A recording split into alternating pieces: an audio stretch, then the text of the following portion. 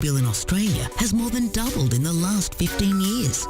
But not for the ones who went solar. Unlike your electricity bill, the price of solar has actually come down, and there's also government rebates available. So what are you waiting for? Join the 2 million households already saving hundreds of dollars every year. See how much your roof could be making you at solarpowerco.com.au. Go solar and get $500 cash back with the Solar Power Co, Australia's most trusted solar brand. solarpowerco.com.au. With the right qualification, there's no telling where your career could take you. It's one small step for man, one giant leap for mankind. The moon might be a bit of a stretch, but whether you are looking to progress your existing career, start a new one, rejoin the workforce, or get better at a hobby, training.com.au is here to help. At training.com.au, you can answer a couple of simple questions and instantly find out what courses are available for you.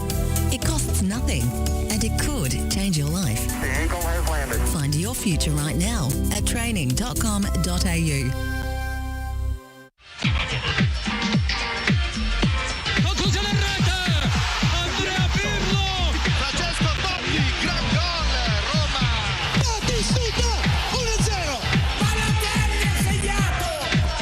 Listening to Calcio Talk on FNR, Football Nation Radio.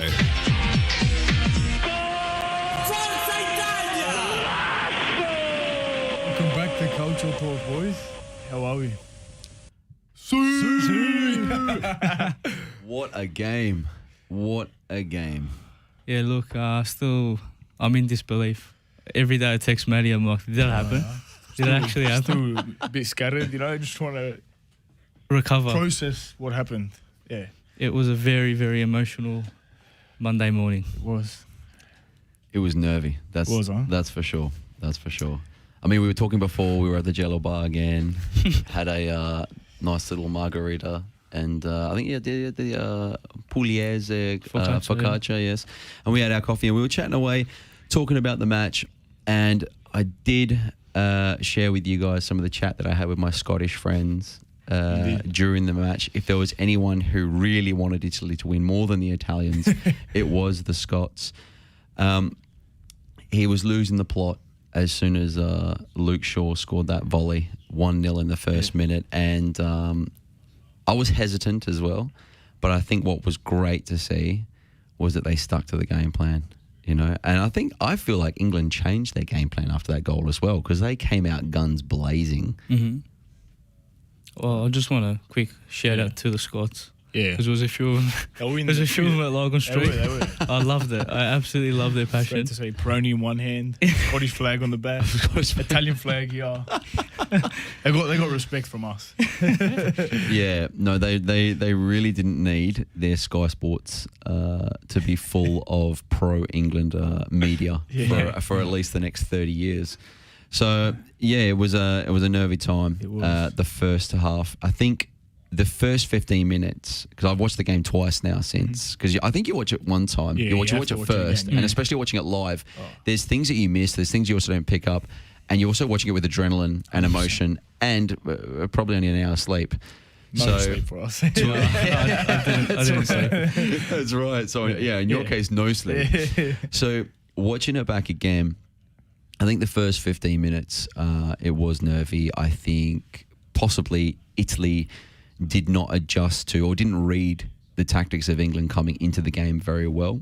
I believe England were playing a 3-4-3. That's the way Luke Shaw got free at the back post there. But from the 15-minute mark onward, it's almost as if Italy just decided, right, we're going to take control of this game. And not in the way of shots, not in the way of shots on target, chances created, but just in the way of possession. And I was super impressed with how they kept the ball and starved England of the ball. We were talking about it before. Definitely. Yeah, no, I was saying to Maddie, just watching it, I mean, obviously, as you just said, Danny, it's hard to really take it in with a football cap on when you're you're in Lygon Street. Literally. But I kept saying to Maddie the whole game, even after the goal, obviously I was in disbelief, and I said, I can't believe we've gone 1-0 down here in the second minute. I was just like, no, we can't lose this game. We can't. But I said to Matt, I kept looking to him and saying, it's coming. It's coming. We're in control, confident. Team looks good, keeping it.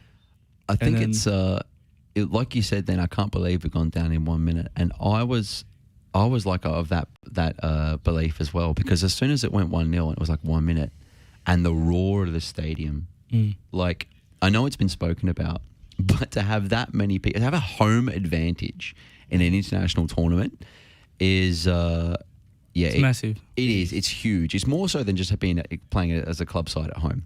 Sure. Now, having that kind of advantage, that next phase of play, I think it was why it was so important that Italy grabbed possession of the ball, because the game could have easily gone 3-0 within 20 minutes. Yeah, definitely. Very easily. Like, people were just all over the place. But thankfully, it didn't finish that way. Well, thankfully for us, it didn't finish that way. Yeah, Matty, what did you take of the game? Have you watched it again? Yeah, I've watched it again. Even the penalties. Like, the penalties was just, it's so much better watching it when you know what's going to happen.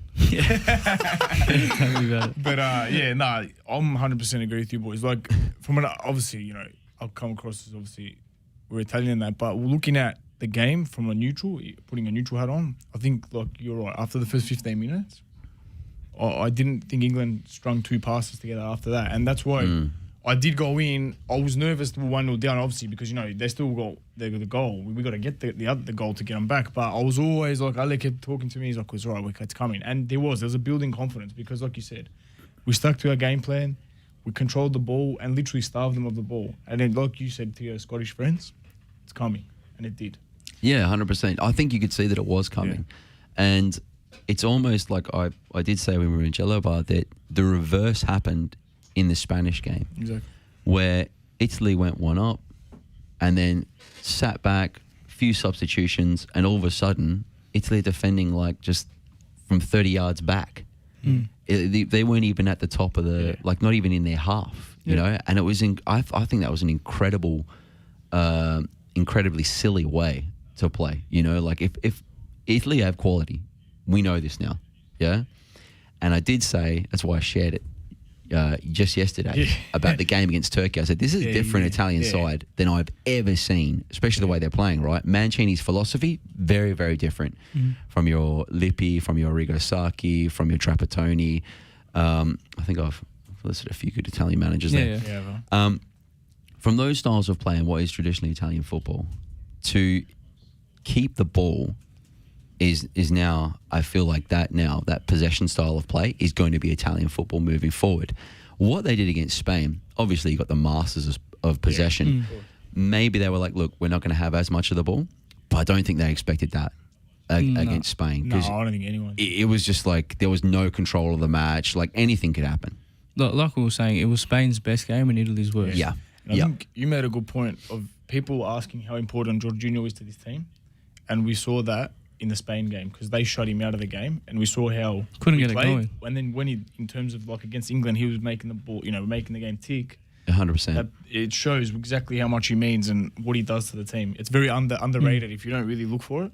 So a lot of people say, "Oh, what's he do?" But he knows when to slow the game down, when to speed it up, break a play up, slow it. He's very, very smart. There was a few instances there. Remember, the ball came to him and he was like sort of a 50-50, but he was so like aware of what's around him and he just like let it go. And just little moments like that. This is very true. Yeah. I think it's true though of also the other players around him on the field, because in that game against England, there was moments where they were going forward and it didn't quite work out. And I saw Insigne do this. I'm trying to think of who the other players. Verratti did this very well, where they were going forward and they would stop and they'll come back. And they go left, right, and they were playing around the 18-yard box or just outside of there. And I think there was one moment where Insigne got the ball, and I think it was after like 20 or so passes, and he tried to shoot, and it's just gone miles over the crossbar. And you can see that the other players are telling him, "Hey, like, what's going on?" Because you see this, the next shot was a close-up of him, and he's turned around and he's giving him one of them, and he's coming at something obviously verbal out of his mouth, and. From that point then, it became even more and more patient. To have that kind of patience in that pressure situation and to trust in your other players and where the team was going and what they're doing, literally I've only ever seen Spain do that. Yeah. And I think this was, or that there was the biggest strength in this final. No, definitely. I think, Danny, going back on your point before against Turkey. Yes. after the game, you know how we're very superstitious. I was going to say, yeah. I did say to Matt, I said, this is such a different. We had watched the qualifiers. Yeah, of course. We'd followed it closely. All the friendlies leading up to the tournament, but then there was a special feeling in that match. And I said to Matt, like, something's telling me inside, I'm not going to say it, but I feel something different. It was. Yeah. And you did say it to me before the tournament. Yeah. We were watching the documentary, the docu-series, Sogno Azzurro, and Ale told me, he's like, it's something. And you could feel it. Like, it was hard to explain, but it almost felt like they were one big family. Apparently, the day off, I actually just heard this yesterday, the day off that the team got, the actual team, all the girlfriends and wives came, but the actual team wanted to stay together and like kick back. And some of the wives were a bit like, and the girlfriends were a bit like angry because like, that's how together they are. Like the team was just like, it was like they were with their mates, you know, just having the time of their lives. Like for me, there's nothing better. That is what international football and, you know, galvanising a country with your best mates, like winning a tournament. It doesn't get better. It doesn't. And I think as well, Danny, the point you make about, you know, sticking to the game plan or whatever, I think that's so big, and it was such a great example of that was whenever someone came on, whenever Mancini made the subs he did, whoever they were, everyone stuck to the game plan. Everyone knew their job. 100%. They didn't try and do anything out of the ordinary. They knew what they had to do when they came on, and whatever it was, you know, Mancini told him, and you saw it. Everyone was playing for each other. They didn't care if they played 1 second or 90 minutes. Everyone was for the cause, you know? Yeah, I think that was just really, really special to see. Definitely. I think that's another thing. I wanted to highlight Mancini and the job that... And I think, you know what else has been massive that he's maybe gone under the radar a bit, but obviously we know that his backroom staff as well. He's got Vialli on board, Lombardo, Di Rossi and other legends that I think they understand, they feel, they know, they've been in these positions, they understand how important these little things are. That, you know, if you've been there, you've experienced the experience, you understand. And I think that helps so much. Like, I've heard things that Vialli was, like, helping with the young players like Pessina, Raspadori. Like, can you imagine Vialli's there giving you instructions? You're going to sit there and listen to him like he's a god. Yeah. And I think that extra bit, it all, the way it was all built. Everything added up. It was built from the ground up. And obviously after the disappointment of 2018, not in our wildest dreams did we think that we'd be sitting here today. There's no better as comeback. European champions. And I think that's just amazing in itself. For being able to just come from literally nowhere. Like, we were at the darkest point in probably our history in football. Definitely. And just to do that, I think credit has to go to Mancini. And you know why? Because of, like we said, the faith, the belief in what he had and what he wanted to do. Exactly what we're doing on the park. 1-0 down, but this is our game plan. This is what we do. We keep doing it and the result will come. And I think that's what he did from day one. He goes, this is how I'm going to play. If you want to be on board, this is what you're going to do. And we go forward like this. Yeah, and strangely, England in all their other games controlled the game. They had possession in all the other matches. Like, even against Denmark, they still had the ball. And I think they were 1-0 down as well. They went 1-0 down to the free kick. Yeah. They still had the ball. They were still creating. They still were patient. And it just didn't happen in this game for them. You know? No. It's interesting that, like, I feel, obviously, like, my philosophy has always been more possession side, you know, technically skilled players, high level of technical ability. So I'm always going to talk with that bias.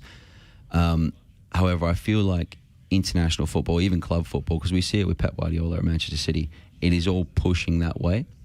And I'm actually just so excited to see Italy play now. Like, I remember that 2018 you're talking about, I remember seeing, I think it was a photo of Gianluigi Buffon and Giorgio Chiellini.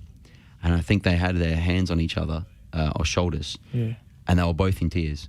And everyone believed, this was their last chance for a World Cup. This was their last chance. So I think someone told me as well, Chiellini doesn't even have a club right now. Well, he's out of contract. Yeah, he's out of contract, right? Yeah. So, yeah, in terms of that image, and then the image of what we have as Italy now after the 2020 or the 2021 final, you know, it's just chalk and cheese. The comparisons are like, it's not even close. I've got goosebumps talking about it. Hey? I've just got goosebumps talking about it. It's unbelievable. They're still in tears, but in a still good in way. tears, but good tears. That's right, tears of joy. They're the best tears. Yeah. Speaking of Chiellini, I wanted to get your thoughts on what do you think of who was your standout player throughout this Euros for Italy? Who were your standout players, let's say? Standout?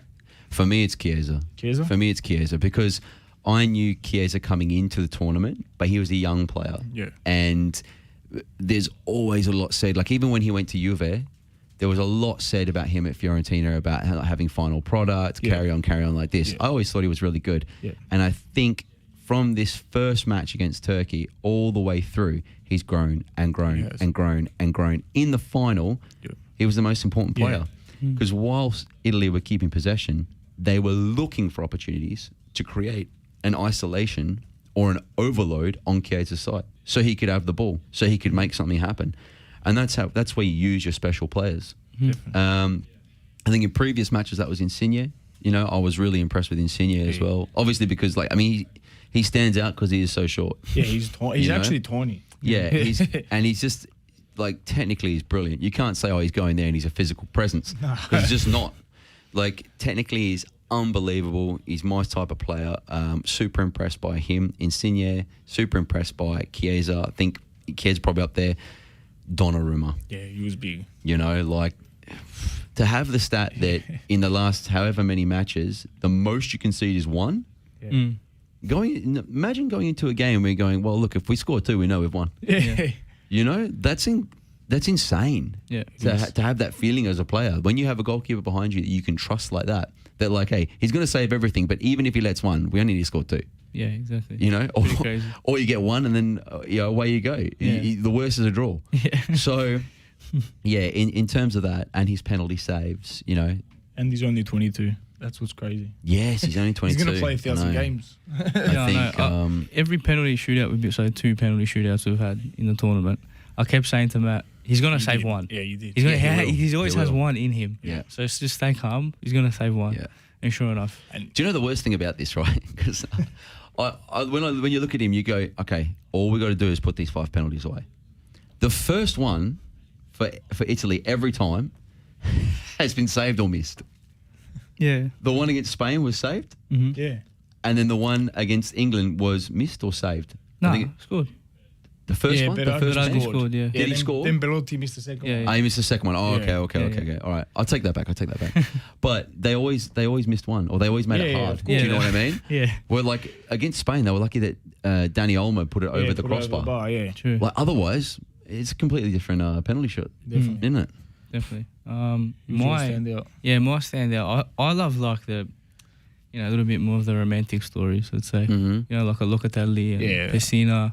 Like, Pessina wasn't even supposed to be in the squad. Yeah. And he became like a bit of a focal point in the earlier matches. He came on and changed the game in a few of those matches, and I think, you know, I love that. I love that so much because it just plays into the tournament a bit more. Like, it plays into the whole fairy tale. Do you know what I mean? 100%. It's what international tournaments are for. Yeah. Like, where do you think Locatelli will go now? Because he's at Sassuolo. Yeah. There's talk of him going to Juve. I think he's going to end up at Juve. But he probably will end up at Juve. I think so as well. Whether that's good or not for him. Yeah, you don't know. We'll wait and see. We'll see. Oh, talking about Juve and players, is Bernardeschi forgiven now?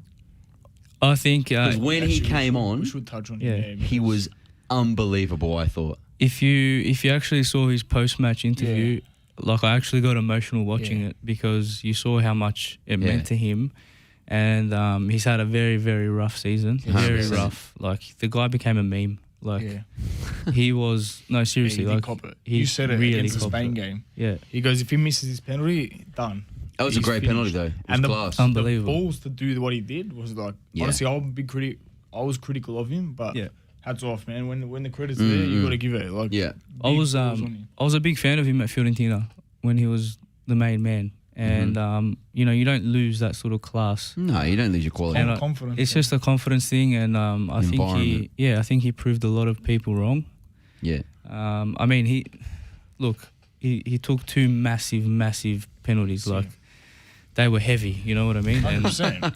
But even like you said, coming on, he brought energy, you know, at least he brought, and he plays with passion. That's what I like. Him and Chiesa. All right, sometimes they can be frustrating. All right, I think Chiesa's a little bit up, you know, he's more talented, but I love no matter what, they put their body on the line. They play for the shirt. For me, that is number one. If I say that, I've already drawn to them because I know they're going to put everything on the line. For their national team. And for me, Bernardeschi, after everything he's been through, to have the character of strength to be able to do what he's done, I think that's you know, hats off to him. Definitely. That shows the type of person he is. I think another beautiful story is the Pescara boys. Yeah, that's a very good one. Verratti, Insigne, and Immobile, even Cristante as well. But he was, Oh yeah, well they said you know, Serie B. they were playing How long Serie ago? B, yeah, like not that long ago together. Now they've just gone and won the Euro crazy. together. That is crazy. I think that's really, really special, and you can see the connection those three have as well off the pitch. It would They're be. always together, Yeah, always for having a sure, laugh, 100%. and it's always great to see on Instagram and all the players. I think Chiro was calling Lorenzo Boliendamo Amore. He thought it was his wife or something. He's like, I've been here for 2 days. He goes, that was funny, but 100%. So I think there's just a lot of beautiful things came out of this tournament, and I think it was well deserved in the end. After a lot of heartache, after a lot of let's say catastrophe of COVID and how hard it hit Italy. I mean, in Europe. Oh yeah, as a whole. of course. 100%. I think. But I think Italy got hit hardest first. Yeah, Yes, definitely. definitely. Like Definitely. the Bergamo area. Yeah. Sure. And it was just amazing to see, the Italians be excited for the national team again after so much heartache. I think that was the most important thing. Even if we didn't go and win it, I think there was that just excitement and buzz around the national team again that hasn't been there for. It's funny very, you say very, very long. that buzz hasn't been there for a while, because the Copa America final was Argentina versus Brazil, and then even England being up there and considered as a power in world football. It's not that long ago that it was completely different. All the nations, Chile was winning the Copa, Uruguay was winning the Copa. It's almost as if we've gone back to like 1998, 2000. The powerhouses, yeah. And, all those old powerhouses coming through, like, previously it was Germany as well, wasn't it? But there was always those old ones of Italy, Brazil, Argentina, Germany, England, and if you go way back, it's just those same countries. Yeah. So there was that kind of nostalgic feel to it, that kind of that side to the tournaments as well. Definitely. And I think you're right. Like that feeling hasn't been there for a long time. I think you're right. And to touch on the Argentina, actually, we were reading before the show, they're looking to organise a match between Italy and Argentina at the Stadio Diego Maradona as a Super Cup sort of celebration to commemorate Maradona. I think that'll be an unbelievable match if they can make that happen. It'd be pretty Yeah, amazing. I think that'll be absolutely unbelievable, especially because, both countries are quite, connected. Yeah. Argentina have a lot of Italian migrants and, with Maradona as well, I think it'll be something special. But anyway, we'll take a 1 minute break and we'll be back to talk more Euro 2020 after the break. With the right qualification, there's no telling where your career could take you. It's one small step for man, one giant leap for mankind. The moon might be a bit of a stretch, but whether you are looking to progress your existing career, start a new one, rejoin the workforce, or get better at a hobby, training.com.au is here to help. At training.com.au, you can answer a couple of simple questions and instantly find out what courses are available for you. It costs nothing, and it could change your life. The Eagle has landed. Find your future right now at training.com.au.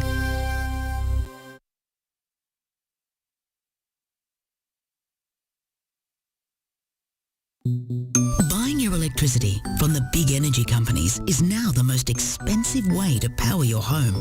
In fact, the average electricity bill in Australia has more than doubled in the last 15 years.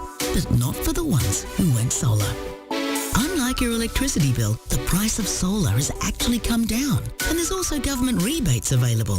So what are you waiting for? Join the 2 million households already saving hundreds of dollars every year. See how much your roof could be making you at solarpowerco.com.au. Go solar and get $500 cash back with the Solar Power Co, Australia's most trusted solar brand. solarpowerco.com.au. We are more than engineers. We are more than project managers. We are more than surveyors. We are more than infrastructure specialists. We are more than planners. So, who are we? We are problem solvers, providing the highest quality service and results. We are a team of skilled professionals, focused on customer needs and outcomes. We are 23 years of industry experience, adhering to the highest safety standards. We are Melbourne, and we are right across Victoria. the Lanco Group, your business partner for engineering solutions. Lanco Group. We are more than you realise, and we are ready to partner with you.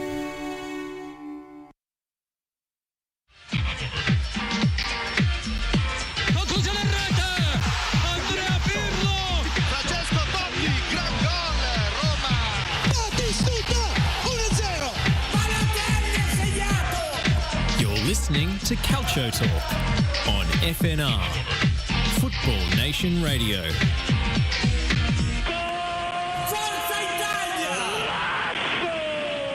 Welcome back to Cultural Talk. So, boys, I think we should touch on this. The off-field drama that happened before the final and after the final.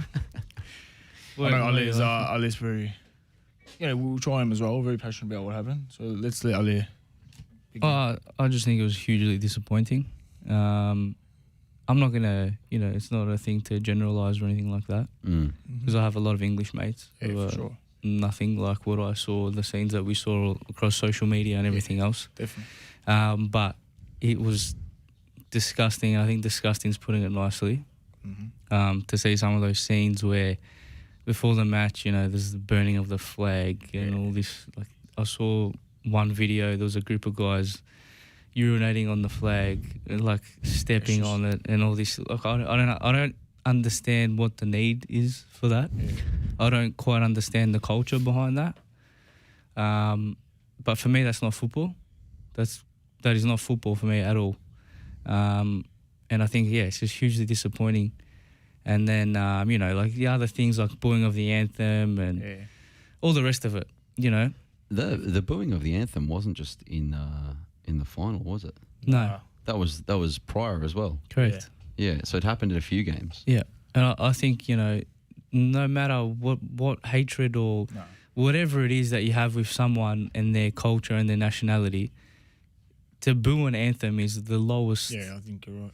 form of disrespect that anyone can have, I believe. No, I totally agree. I'll be honest, I'm the same. Like, nothing against personally, but England were probably our biggest rivals in this tournament. Like, I would really wanted to beat England. Nothing against English people, but I was the same. But I'd never stoop to that level. You'd never stoop to that level about booing an anthem. For me, it's just there's a rivalry, but then there's a respect. There has to be a respect. But you can't cross that line because it's about sometimes as well how you win, how you go about it. You don't just want to win like being a pig, pretty much, because people remember the people that do it well, do it in the right way. And I think that's important also. But I know we're talking about... I think you were talking about it off air about the 96 World Cup. This is the first time England... No, the 96 Euros, sorry. It was... I think this is the you first was touching time, on this, yeah. This is the first time. Obviously, they hosted... I think it was London Olympics. Olympics, yeah. But it's always very different, the Olympics. But this was the first time that England has hosted an international football event since 96, the Euro 96. I think they might have had some... I don't know if it's Confederation Cup games. I'm not sure about that. I'm not sure if there has been another. I believe that this Euro 2020 as the first international tournament they've hosted since 96. And before that, it was a long time before 96 because of the things that you guys are talking about. Yeah. That's what we'll bring. Yeah. Which, to be honest, it's a shame because England itself is such a passionate nation when it comes to football. And Wembley is such a... the new Wembley, obviously, but Wembley is such a historical venue. And for any player to play at Wembley is like, it's unbelievable. It's like playing at Maracanã. It's like playing at the Olympico. It's like San Siro, or, like playing at one of those stadiums, it is. It's quite sad that I think a few people, obviously they look like they're a big group on media, but you need to understand it's just a few people because definitely the amount of people that follow football in England far outweighs some of the other countries, you know. So it's a shame that that's kind of ruined that, you know. And well, look, what happens now? Because even the FA have come out and said that they were really unhappy with the what they saw after the game, the actions, the words, the things that people did. So what happens now? Who knows? You know, it's up to UEFA, it's up to FIFA. But I hope that something positive can come from it. You know, as we always do with things like this, and that we do see games at Wembley. Whether it's in the near future, I don't know. But it is a shame. I just even from their towards their own Yeah, I team, was just the about to bring that up. racism Yeah. and all that is just disgusting. I don't understand. Mm. You know, they're kids that step up and took those penalties, right? Yeah. That takes least so they've much got courage the- in the final. Give them a little bit of credit. Do you know what I mean? Yeah, yeah. I didn't see Henderson and all these, you know, captains and legends of their own club, whatever, stepping up to take a penalty. You left it up to the kids, and they went up there, walked up to the spot, and took their shot at, you know, glory, and it didn't happen. But for sure. the amount of courage that they showed, and then they cop it. You know what I mean? And like you said before the show, even if they did score, Yeah. it's like a negative. Yeah. Because, but all you did was score a penalty. You came on your first touch and you scored. It's like, well, what do you want these guys to do, Yeah. man? You know what I mean? Like, Yeah, it's true. It is a tough one. I don't think the best way to approach this, or what you're talking about, the penalty takers, I don't think anyone approaches a penalty and wants to miss it. of course not. You know, that's the very obvious thing. So as soon as you look from that kind of perspective, then it's like, well, you know, they tried. Yeah. You know, they did what anyone else would do. And Donnarumma was a goalkeeper, you know. Second to that, the best penalty taker in the world missed his penalty, Jorginho. Exactly. You Exactly know, right. I understand Happens to everyone. it's an Italian player, but what a save from Pickford. Yeah, that was a good You know? save. Yeah. Because people were saying during the week that you can't save these penalties; they're unsavable. You know, and they're saying it's unfair. Like you can't do a run up like that; it's a cheat. Yeah. Well, Pickford just saved it, so I guess it's human now. Yeah, exactly. You know, so it is what it is, man. Penalties is a lottery. At the end of the day, if you're going to win a big tournament like this, you do need that little bit of luck. Correct, yeah. And it's just a shame, really, the things that. Look, I believe in karma, and I think that was coming, if you ask me. Yeah. 100%. The English did. We kept their mouth shut the whole time and said, let's we are talking on the pitch. But I think they did it the opposite. Yeah, I don't know. But anyway. I'm not with it. Actually, I wanted to touch on, we've heard a bit of news this morning. I know it's touching away a bit from the Euros, but some transfers that have sort of become official today that have been the worst kept secret in football. Yeah. But Donnarumma to PSG, we've got DePaul to Madrid, Atletico Madrid. What do you think of these? Rui Patricio To Roma, that's Roma. right. Yeah, there's been a few, and I think it's only going to intensify Felipe Anderson to Lazio. as the summer Yeah. goes on. What do you think of these? You guys were telling me because we started talking about transfers Yeah. and that. Cristiano Ronaldo, you reckon he's going to stay at Juve? I think he will. Yeah, I think you will. All intentions are everything I've read is that he intends to stay. There's no verbal communication that he wants to leave. Because at the end of the season, it was like, he might go to PSG, Yeah, he but- might go back to United. Apparently, his agent is actually meeting with the Juventus directors to negotiate an actual contract extension to the end of 2023. Okay. And I think, like I was telling you off air, I think it's a sort of also a broader picture of like decision, as in his family's comfortable. Yeah. He's comfortable. He's come towards the end of his career. He's in a good club, a great club, competitive team. You know, I don't think any other club besides PSG can afford him, and I don't know if they can afford him now after spending $4 billion in the transfer market. So, yeah, I don't know. But, I think Donnarumma's going to be a huge signing for PSG, even though I'm shattered. I think, Donnarumma, look, obviously, at the moment, he's just left AC Milan. Yeah. Yeah, he's saying goodbye to AC Milan. But Fabrizio Romano has said that, PSG, here we go. Yeah. It's all happening. The announcement's going to come soon. Yeah. So that's what we're banking on. Otherwise, I think he could go flew somewhere else. to Paris last night. Did he, yeah? Yeah, I was watching Sky Okay, Sports, so they're going to do the it's- announcement soon. I think so. If he's at PSG, think about that squad. Hakimi, Kimpembe, Marquinhos, Sergio Ramos, Verratti, Neymar, Mbappe, Di Maria. Jorginho, Wijnaldum. It's Jesus unbelievable. Christ. They're If they don't- stacked. honestly, That's a I've said it, squadron. if they don't win the league, or the Champions League, just Fold. the Qataris or whoever they are, just Fold. take Change all the your money name. out and just fold as a club. Change the name. Sell it. and Honestly, that's it. because if you can't, they've almost going to buy the Champions League, but if they can't even buy it, then Jesus, just give up. You know what I mean? No. But I think honestly, DePaul as well to Atletico. I'm a big fan of DePaul. Yeah. I wanted him at Milan, to be honest. So I'm a bit spewing, but I think that's a great signing. Who was he playing for before? Udinese. Yeah. Udinese. He's the captain. He had his okay, best okay. season as well with them. Yeah, he numbers did. wise, last season. Because he was with Argentina in and the he was, Copa. he did well with Argentina. He assisted the goal in the final. Yeah. Yeah. He did? Yeah. Okay. I think he scored against Colombia as well. Mm-hmm. I didn't see the goal. Di Maria's goal. Oh, really? I'm spewing. I'll tell you why. Because Sunday's my rest day. Woke up. It's Diana's match day. So we do whatever Diana wants to do, special preparation, all that kind of stuff. Big games, man, happening at Clifton Hill. I tell you, I get right into them, mate. Seriously, like if you felt that anxiety and nerves on the penalty shootout, that's me every Sunday. Doesn't matter who they're playing against. Now, I woke up. It was like 9:50 or whatever. Made my coffee, sat down, and we had a game in Keilor Park at 1 p.m. So Keilor Park, that's like very close to almost Adelaide. So we had to leave. We had to leave Doncaster, right, at about an hour and a half. Or an hour and a half, I reckon, 2 hours before the kickoff. We had to leave at 10:30.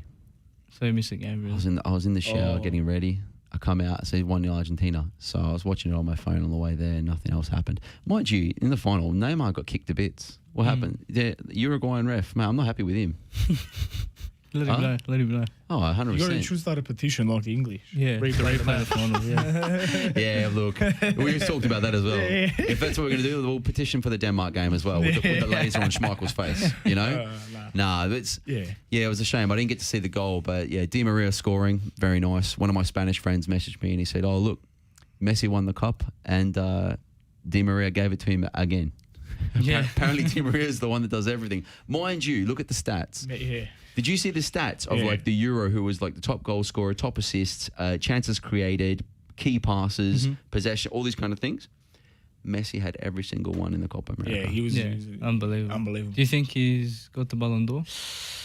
It's hard to say, right? Because Barcelona was an absolute capitulation at the end of last season. Yeah. It's just like...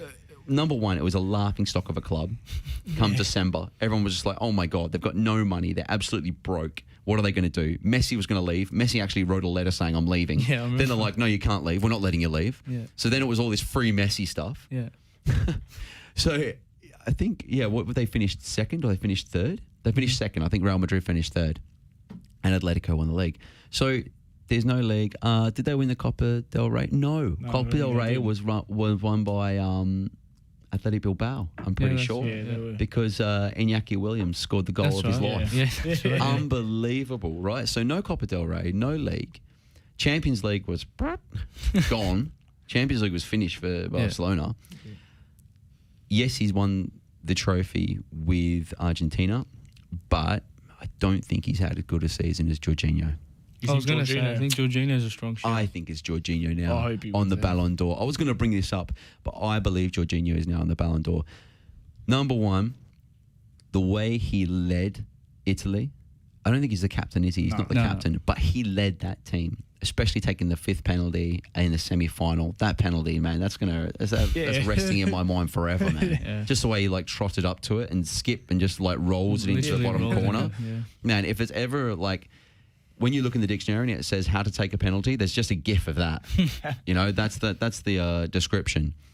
So in terms of winning the Champions League with Chelsea and that second half of the season when Tuchel came in, Jorginho was very, very influential in Chelsea's rise from 8th or 7th or wherever it was, mid-table, back up into the Champions League places. Yeah. And then obviously winning Champions League. Yeah. So I think Jorginho is the best shout. He is the best shout. I agree with Jorginho. Do you think who else? Who even? Honestly, Messi comes close. That's it. Yeah. Yeah. Based on as well when Modric won it that year, Jorginho was very similar. Yeah, definitely. And he actually won the Euros, as in not in the same player, but like midfielder, team done well, country done well. You know what I mean? So it's sort of similar like that. I think that's why they didn't give him player of the tournament. Jorginho. Possibly. Yeah, I reckon they gave it to Donnarumma because they're clued in, man. Because look, they gave, I think, the World Cup player of the tournament. Who they give it to? Was it Modric? Did Modric get player of the tournament in World Cup? No. Josh should know this. Well, they gave it to Modric. Yeah, they gave it to Modric. The player in the final was Griezmann. And I think Griezmann had won a few things as well with Atletico that season. I think he won Europa League in that. And they were like, Griezmann's going to get the Ballon d'Or. They go, no, it's Modric. Yeah. But he didn't do anything else, mate. He didn't win the league. I don't think they won the cup either. Yeah, no. Actually, they didn't. No, he just played well. He just played well with Croatia. Yeah, exactly right. No, I think you're right. Well, then there you go. I mean, Croatia was like Ali said after the Turkey game. He goes, "Can I say Italy's the dark horse?" you know, Croatia were the dark horses in that World well, Cup, they were, and they got to the final. Definitely. Italy's not dark horse now; they're No. champions of Europe. No, we're the real deal Exactly now. right. Yeah. Huh? We are. The real deal. We might be sitting here, and next Euro, Czech Republic's in the final Either they're the because they're the They're dark your horses. boys, yeah. You know what I mean? They were Yeah. dark Oh, horses. to be honest, actually, I mentioned this to you off air.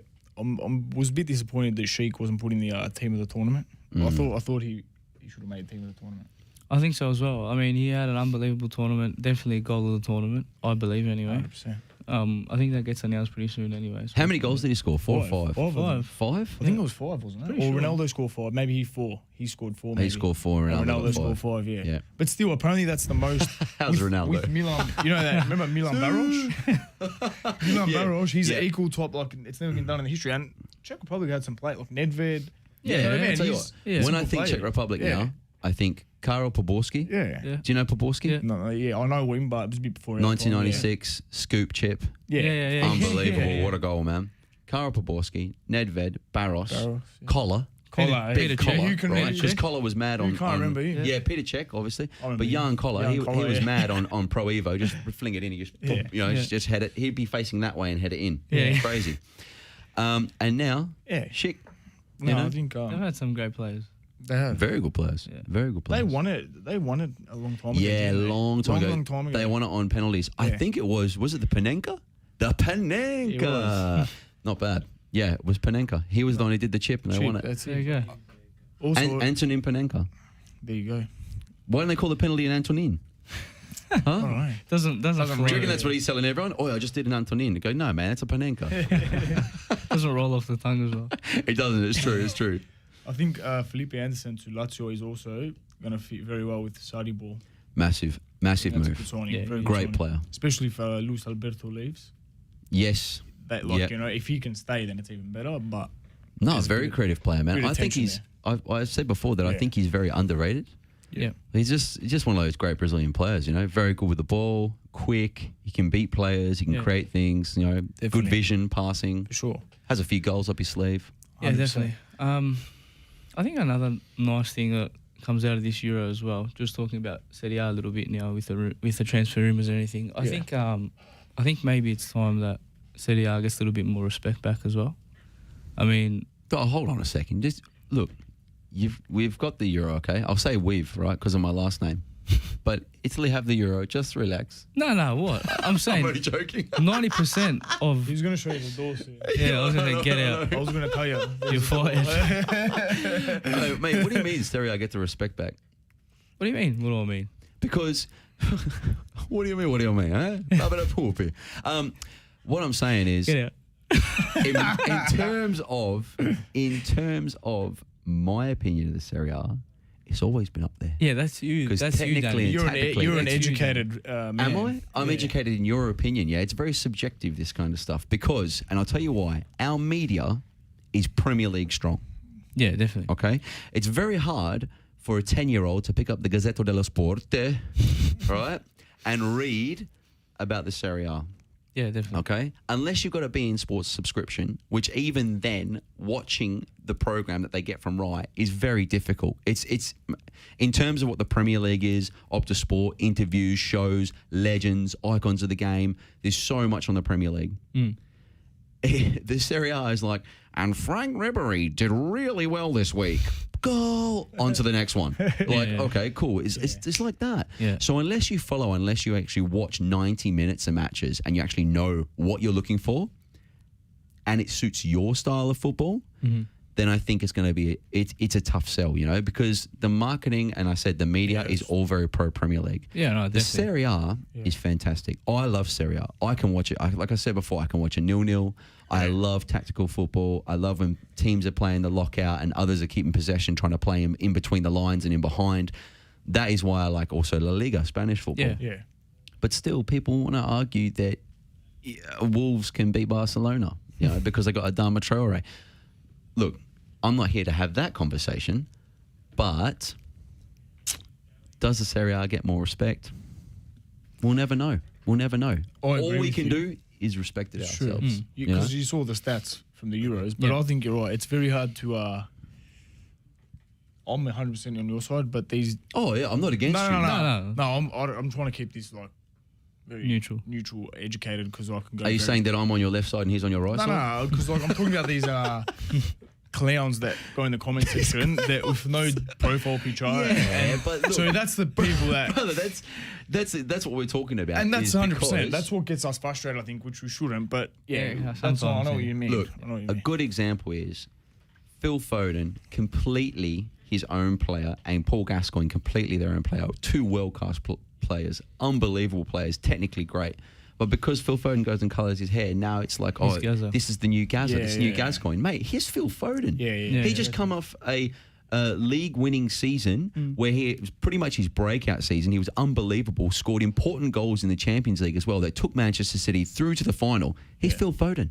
Yeah. This is what I'm talking about, the marketing in the media. Yeah. No, definitely. Now, I know, look, Italian press may say, this is the new Baggio. Yeah, they love to do it. Yeah, They did it with Cassano. Yeah. But it doesn't have the same hit over here. You know? The Serie A has a lot of respect. No, definitely. It's got all our respect. And on that note, let's go to a break. Are you looking to change your destiny in life? Be your own boss? Start your own business? If you are, you need people who understand your needs and are committed to helping you make it happen. At DKP & Co Chartered Accountants, we are more than just accountants. We are business advisors, taxation consultants, and strategists that specialise in setting up businesses. We understand the client and give them the very best customised advice and strategies to achieve their goals. Visit our website, dkpco.com.au, or give us a call today on 03 9023 9370. Fast, proactive, personal. That's DKP & Co Chartered Accountants.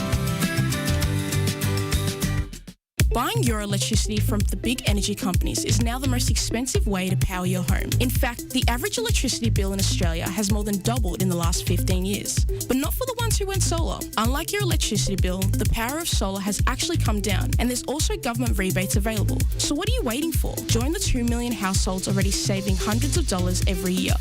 See how much your roof could be making you at solarpowerco.com.au. Go solar and get $500 cash back with the Solar Power Co, Australia's most trusted solar brand.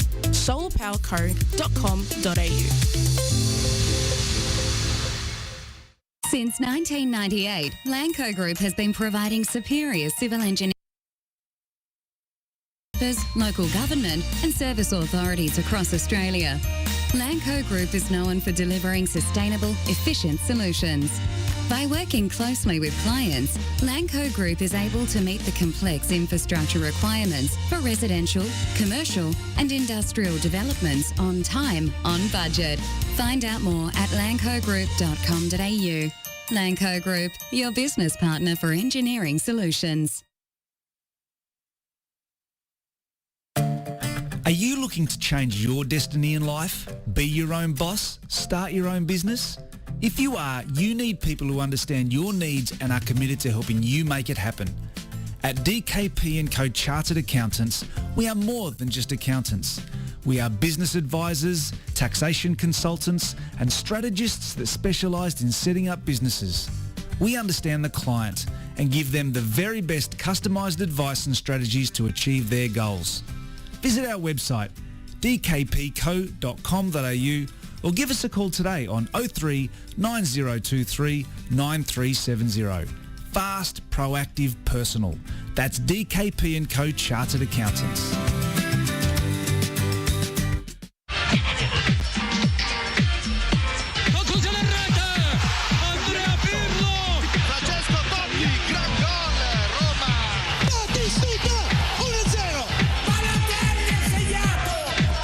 Listening to Calcio Talk on FNR, Football Nation Radio. Forza Italia! Welcome back to Cultural Talk.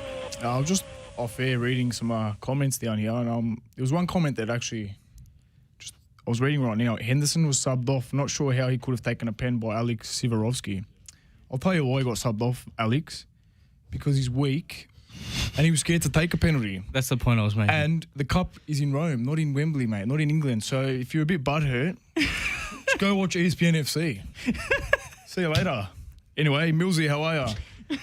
Anyway, let's move on. we're going to do for the next 20 minutes, leave some comments down below and we'll have a chat about what your thoughts are and what you want us to speak about. Anything else there? What do we got here? The Poms only had 3 Lions, while Italia had a part of squad of Lions. David Guzzo. I like that. Jersey, how are you going? Here's your mate, Antonello. Antonello, yeah, we gotta get an inter show here. We do. I'll bring one next week. So what do you reckon? Didn't someone say there that they're happy to see you're alive? It was a big, big night in Lygon. Scarps. Paul Scarps, how you going? Yeah, I'm alive. Just. I'm getting there. I'm coming back to life. But, slowly. Yeah, no, it was a good night. Look, I think back on the penalty takers, because now that you've brought up this thing of the penalty takers again, I don't think it's the players who choose. Yeah, no, it wasn't. Because even I think Sky Sports said, Jack Grealish should go and take a penalty. Why did he take one? I think that's wrong, personally. Of whom? To leave it on the coach? Yeah. Yeah, but he makes the choice, man. Like, that's it. You can't go I read against about him. this as well. No. He was very stuck in his ways. He had his players who he wanted to take the penalties. Yeah. But it's a final of European Cup. If you're confident, you take it. Yeah, if you're a player, you stand up and say, I'm going to take it. Yeah, true. And I hey, think, do you know what? It's very different from the Portugal win where you saw Correct. Yeah, João Moutinho. Yes, exactly right. João Moutinho and Ronaldo goes, hey, come on, come over. And, well, obviously Ronaldo started coaching, you know, after Payet did that terrible tackle on him. Yeah. But he said, come over, you hit them very well, you're going to go and take one. And just that little bit that's of confidence. That's a leader right there. Yeah, 100%. That's a leader. He literally took the words out of my mouth. That's the exact it, man. example I was going to make. They won it, didn't they? Exactly. They took it from the pen. And it doesn't look good when I think I saw Grealish's tweet saying, no, I'm not going to have people saying didn't have the courage. He wanted to so take one. it's He sort wanted of to like take saying, one. well, who, you know what I mean? What's going on What here? happened? Like, I Yeah. wanted to take it, but I didn't take it. Yeah. So it doesn't look great on Southgate. But Emilio was telling us, boys, discuss the team of the tournament. Team of the tournament, true, because Schick wasn't in there. Yeah, here we go. No Insigne. Do we have the team of the tournament? Can you pull that up somewhere? I will pull that up. Pull it up. While you're pulling that up, we can still talk about the you keep talking. the I'll penalties and so forth. All right, done. Because, actually, no, we will talk about the team of the tournament while you're pulling this up now, because I think they released it today. It was on the Euro 2020 Instagram. But there's some players that have made it here and people are obviously unhappy. People are always going to be unhappy. How do you choose 11 players that stand out, you know? Because Spinazzola made it there, but Spinazzola didn't play the last 2 games. Yeah, what, the quarter, the semi, and the final? Or did he get injured in the quarters? Got injured against Belgium. half. So he played. Yeah. He played the 16. Yeah. Yeah, it's a round of 16, yeah. So, look, Spinazzola was one of my standout players. Yeah, he was good. One of my standouts. You know, and I think I said that in the first match. did. I was like, guys, you know, I just haven't been watching enough Serie A because, as we said before, it's just not thrown into the media here. Yeah. But he was unbelievable in those first 4 matches. I think if Spinazzola was still in the team, that Italy would have cruised. Look, I think Matt made a good point about him as well. When every time he got the ball, there was that electric feeling. Yeah, he just, Do you know what I mean? You sat up and watched him. Do you know you who thought, else has this though? Jack Grealish. Oh, 100%. When he gets the ball and he starts that little sideways movement, everyone's like, oh my God, what's going on? he gonna do? Please, just get a toe in. Just get a toe in. Don't try dive in. Don't do anything silly. Spinazzola has that about him. All right, let's go through it. Yeah, that's what I was Go going to say. So in goals, Donnarumma, I think we can all agree on that. Oh, could have been Pickford. Pickford, you reckon? I don't know. Between the two, I think the final got Donnarumma the 100% goalkeeper of the tournament. I think it was the. Schmeichel's not a bad shout. Yeah, definitely. That's a great shout. But that first header, you know, the one that went straight to him. But I guess understandably so. But yeah, I think Kyle Walker, he was solid. Walker? I think against Chiesa, he was. No, you don't think Kyle Walker? You don't like him? Who would you have at right back? Who would you have at right back? It's a good question. Not him. That's fair Not enough. him. But they made to the final. England in the final. The only other right back you're going to talk about is possibly Di Lorenzo.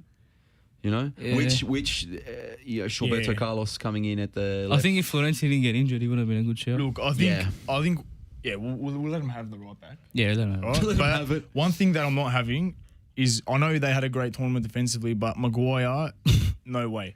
For me, Chiellini and Bonucci, not because I'm Italian, but they were unbelievable. They were. Chiellini and Bonucci were. They were taught everyone how to defend. That is how you defend. Look, Chiellini and Bonucci were fantastic. They were unbelievable. But in saying this, Chiellini... Azpilicueta right back. Azpilicueta. Yeah, fair enough. Could have been from Spain. Yeah.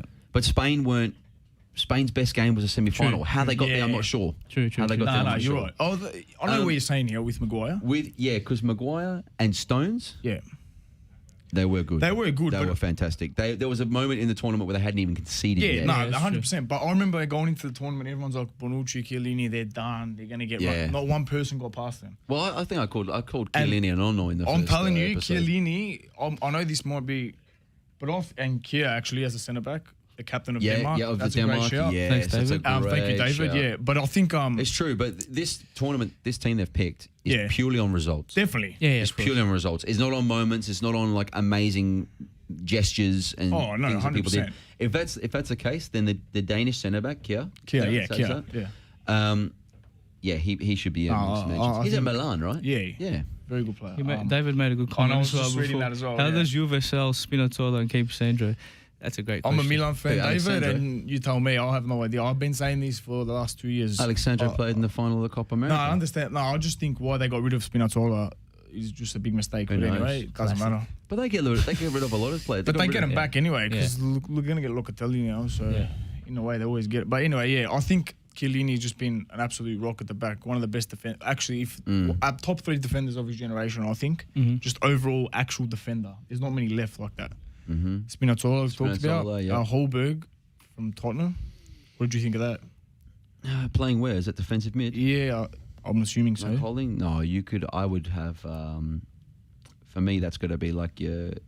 I know we've talked about the Yorkshire Pirlo and this kind of thing, but it could be Declan Rice, it could be Calvin Phillips, it could be Verratti, it could be Locatelli.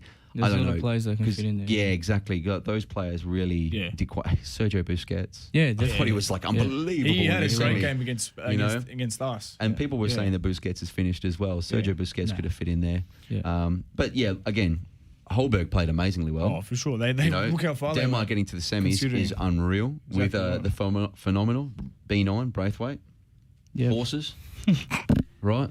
And Sorry then about I can't read that comment. no good. I'll read that after the show. Okay, Emilio, behave. Go on. Oh, it's shocking. Anyway, has he had a problem with Azpilicueta? No, he's got a problem with Maguire. Oh, a problem with Maguire. I think the next three.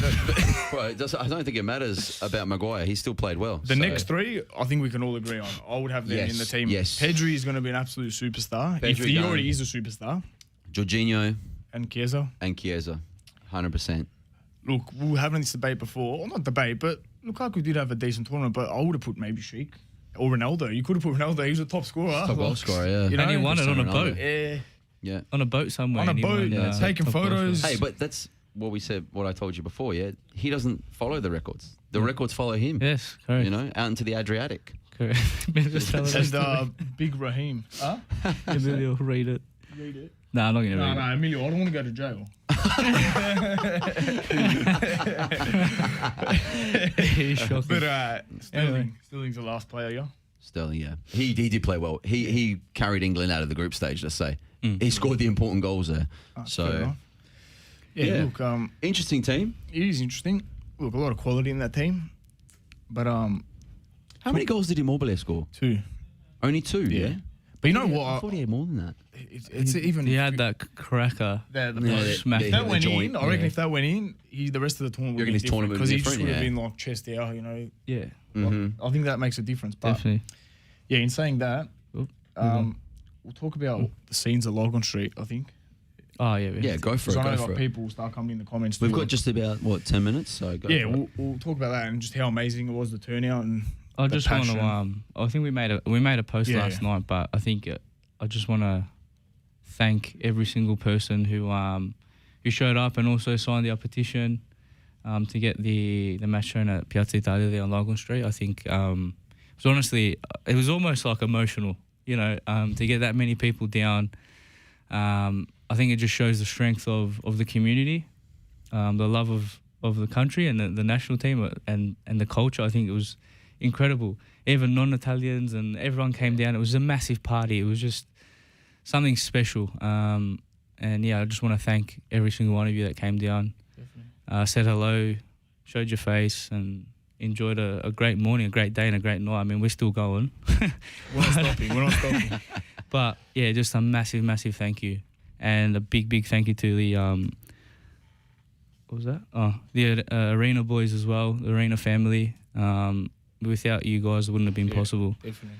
So yeah, what did you take of the morning on Lygon? So I've just tried to dissect the morning because it's been a bit of a roller coaster. But no, it was absolutely, for me, it just showed like, this is why football is the greatest sport will ever be played or created in the world. Because, like Ali said, not only, of course, we're all passionate about the Italian national team and our country, but you saw people just there, just the smiles, the fun, the joy, the emotion, like that raw emotion. Like, even before the game, like, we were singing the anthem, but it was like we're going to war. Like, no other thing in the world can replicate that feeling. Like, there's just nothing in the world. And for me, they're just us winning and you know, being at a good age to experience it, because 06 we were quite young. It's just something special. Yeah, to really like, be in the thick of it, this tournament. If there was one little, not dampener, I wouldn't say dampener, but like I was saying to Ali, we were actually meant to be in Rome before COVID for this tournament. So knowing that we won it and we would have been there was a bit like, but we won. That's all the main thing. We'll be in Rome next year. Yeah. So I think that was absolutely amazing. And it was amazing to see, like, even like, you know, our girlfriends came and just they were experiencing our passion and understanding now what it is. And I think that was amazing to see that. If they didn't think we were crazy before, now they do. Yeah. But like, I don't know, it was a special experience. It was almost like, oh, that's why you get up at 4:30. Exactly right. So no, it was unbelievable. It was it was nothing. I mean, we went through a little bit of hardship to get it through at the end. Definitely. We don't. Yeah, exactly. We're not going to drop. We don't want to drop on the negatives, but names and make it negative or anything that. But we won't forget. What happened. Let's put it that way. Put it lightly, because I think what annoyed me. Oh, yeah, exactly. I don't want to get. Me and Ali, we don't want to get into negative or political. But what annoyed me is like the difficulty we had trying to organise this event for a good cause, really. No trouble, no nothing. Everyone having a good time, and the excuses and the reasons we got back.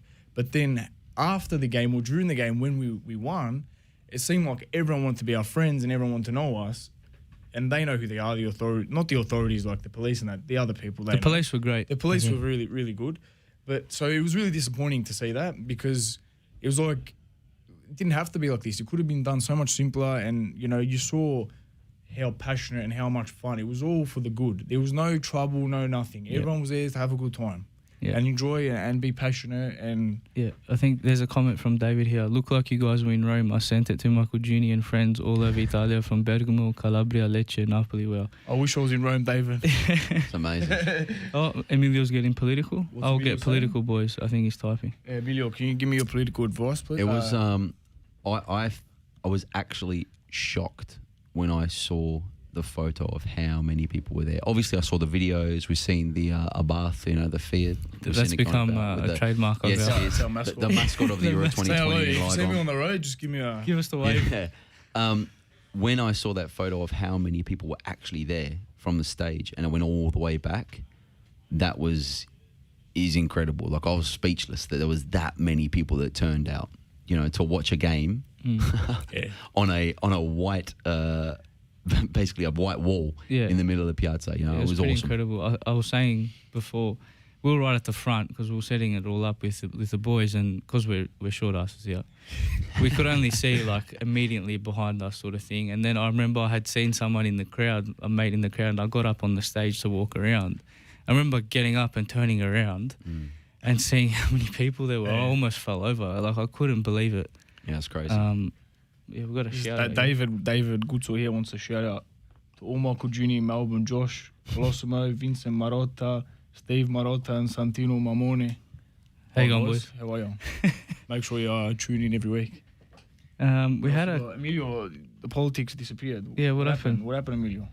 Also, Antonello, what do you got? Do you promote on your show for the clubs? If yes, I'll give the details of the Interclub Melbourne membership for new season. Yeah, for sure. Send them through. We'll promote it. And Dominic, I think the reason why Spinazzola was sold, I think that's what you're talking about. Juve needed to balance the books because of financial fair play. That's why they got rid of him. You know, that's one thing I want to touch on, actually, just quickly, Dominic, about financial fair play. Talking about that. What even is it? Like, if PSG can go and spend all this money, I don't understand. Like, is it even do anything? Because, like, how does one club just go and buy, like, 2 billion worth of players, and then another club, they can't even survive? I don't know. But anyway, it's for another day. Yeah. Still waiting, Emilio. But yeah, I think, we'll touch on also the... How long we got left here? Well, I don't know, we got 5 minutes. Let's touch on you know, I think the crowd was honestly very well behaved. Also, like it was. Yeah, look, It was amazing. Like I understand, you know, we had that negative, I guess, it's always going to be stigma, portrayed a little bit negatively in the media, but it wasn't. And I think the media did a great job in reporting it, to be honest. I thought it was going to be a lot worse. And, you know, there were, I think, how many news crews rocked it was up? everyone. The only thing they annoyed me about was with their cameras. Oh, yeah. But we won't get into that. I'll tell you later. If you want to Emilio's, DM, I'll tell you why. He's on the show. Right, so he wants to come on the show and get political. Also because Tina says, Spinazzola was always injured at Juve. Yeah, you gotta stick by him, I think. But that's true. Yeah, no, you got to make a good point. Money was an excuse. Yeah, it could have been. Yeah, it's not a bad point. We've only got 4 minutes left. I think we can, I've thought of something we could finish on that I think is quite nice. Let's do it. I saw a post on Instagram, I think it was on Twitter as well, from Giorgio Chiellini, saying that this win is for Davide Astori. Yes, I saw that. And he said, we miss him every day and we wish he was with us.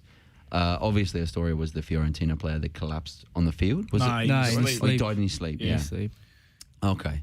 I think that was like, it was really a nice touch. Because I remember when that happened and everyone was just like, oh my God. Like, he was completely... Yeah, I remember that moment. We were all together. There was nothing wrong. He was fit, wasn't he? Yeah. Like he just went to sleep and that was it. Like, sad. But nice of Chiellini to say this. He's an absolute legend. Like, I just want to say, I've got to touch on that. Like, even in the penalty shootout with Alba, the anthem, like, he was loving, like, every single minute. Like, he knew he was just living the life. Like, this might be my last tournament, but I'm going out with a I'm bang. gonna give it everything. and if we win, we win, but I'm loving every minute. For me, that was just amazing to see. And also, Alex, this is a good point. Will Donnarumma be first keeper for PSG? Yeah, I think he has to. I think he has to. Yeah. He's not signing otherwise. Yeah. Nah, but I know it's a good point you make because Navas is well established there. He's won the Champions League with Madrid. You know, it's sort of like he's been dogged again, like at Madrid. Courtois, you know, came in and he got the boot. I was going to say, Navas has been the second keeper before. Yeah, but Donnarumma has to start, especially after the Euros he's just had. Yeah. He will. He's going to be an absolute, well, he's already a beast, but if he's only 22, if he keeps fit and healthy. He should go to Parma. I reckon. With Buffon. Buffon's coming to the World Cup next year. Yeah, he might be. Yeah. Third keeper. I'd bring him. I said it now. Oh. My girlfriend's calling me. I'm on the show. Get the pasta ready. Come on, you got to D, get the come on, pasta D. ready, alright, D? Nah, I'm joking. Anyway. Huh? She's going to call up. Yeah, it's true. Yeah, nah. So, any more questions? No, we got Jez Regina's watching. How you going, Jez? Nick, how you going? Nick has. Can I just quick shout out to Nick? The citizenship's coming.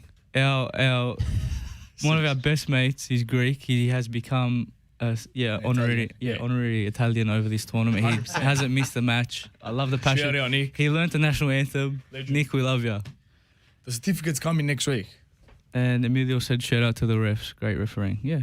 Yeah, it's not a bad point. Like, they did let the game flow. It was good refereeing. It was, in the Euro final, very good refereeing. It doesn't stop. You know, sometimes the ref want to be the main man and they start. I think, that's a good point. But yeah, honestly, it's been absolute. Well, no, we say very good refereeing. I'm not sure about that. Except actually. the semi-final. What about Jorginho? What about Chiellini? I should have been ready. Those two incidents. I still don't know about Chiellini's one. I don't think it's a red. No, man, you can't. It's too far away. No, but you can't. It doesn't matter. You can't grab the shirt like that and rip it. You know what it like reminds me of? It reminds me like it is. It is. Nah, you say Bonucci like run, so he wasn't last man. Oh, the dark arts. It doesn't matter about that. It's like an assault. It was doesn't matter. ridiculous. Just you know what I would say to Saka? Just get up. Get on with it, brother. Anyway, it's been an absolute pleasure of a month to do this show with you boys. Yeah, we'll be back. It's not the end of us. No, it's an absolute shame. Yeah. I don't know what to do with my life. Anyway, I think Italy was a bit lucky in the final. Doesn't matter, Tina. We won. Yeah, that's it. Doesn't matter. You need luck in the final. That's it. Anyway, all good. We'll see you next week and Forza Italia. Forza Italia. Ciao, guys. Ciao. Conclusione in rete, Andrea Pirlo, Francesco Totti, gran gol, Roma. Battistuta, 1-0. Balotelli ha segnato. You're listening to Calcio Talk on FNR, Football Nation Radio.